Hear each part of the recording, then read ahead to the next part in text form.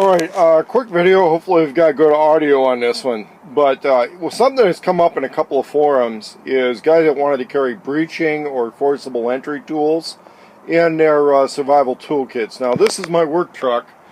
As you can see, it's a mess, right? But it's normal for me to have tools in my work truck. So one of the tools that I actually use very regularly is this Stanley Fubar 3 Fat Max Extreme. That's what it looks like. I'm going to put a link to a friend's Amazon store in this video, so you'll be able to click on a link and buy one if you so choose to.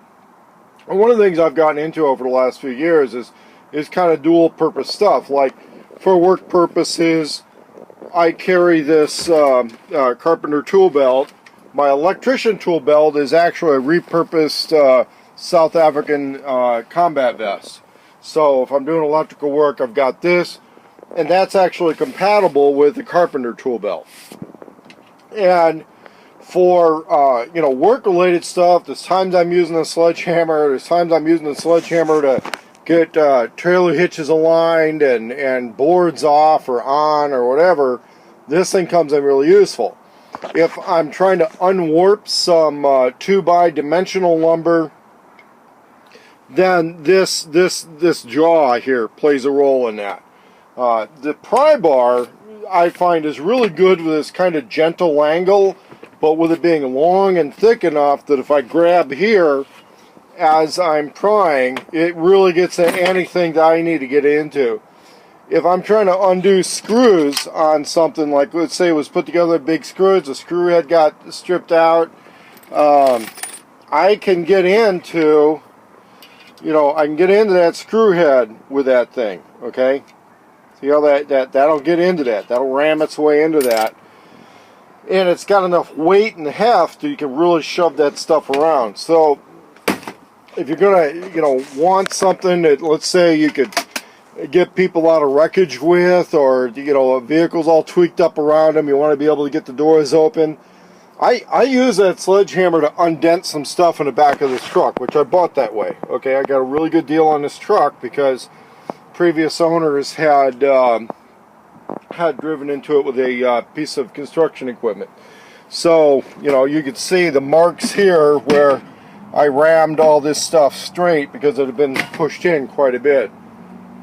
But if you're going to carry a single multi-tool type thing around in your survival rig or whatever, or work truck rig, this is a really good thing to do. When guys are talking about like carrying Halligan bars, Halligan bars, firefighter forcible entry tools, the problem with that is that in several states that is very easy to interpret as burglary tools, as crime tools, and get straight into felony turf on that. You can get it straight into felony turf on that. Also, with state authorities who are more likely to prosecute than federal authorities on that kind of a thing. So, if somebody, if your activities are such that you're afraid somebody wants to feed you a paper felony, the Halligan tool is one way to do that. Okay, so it's one of those things you probably, you want to look at your life and see whether or not it's a smart idea to have around. Because if you get any kind of negative attention, they can't stick anything else on you, and then you've got forcible entry tools in your rig, and not what the government might feel is a good excuse for having them around, you've got a problem, okay?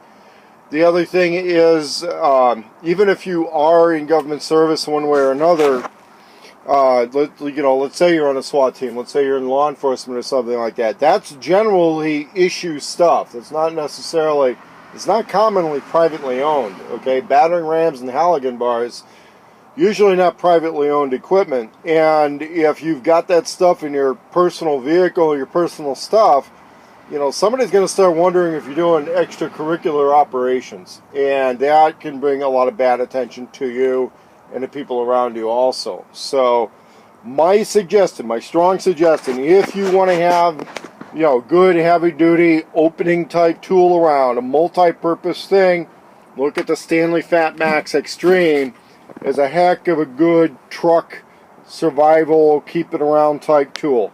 I think it's the top of the food chain. to be safe and legal. You got the sledgehammer, you got the pry bar, you got the lumber wrench type thing. This is a fire hydrant wrench right here, and it's long enough to give you enough leverage that this thing can act as a fire hydrant wrench on its own. A lot of smaller fire hydrant wrenches are not big enough to give you the leverage to be able to open or close a heavily rusted fire hydrant. So that's it. The Stanley Fat Max Extreme. There is kind of a government model. I would suggest, again, if it's not a municipal purchase, don't buy it.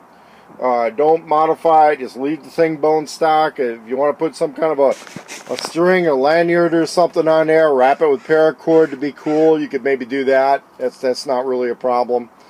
But if you're thinking Halligan tools, Hooligan tools, any of that kind of stuff, get the Fat Max Extreme and call it happy. Okay.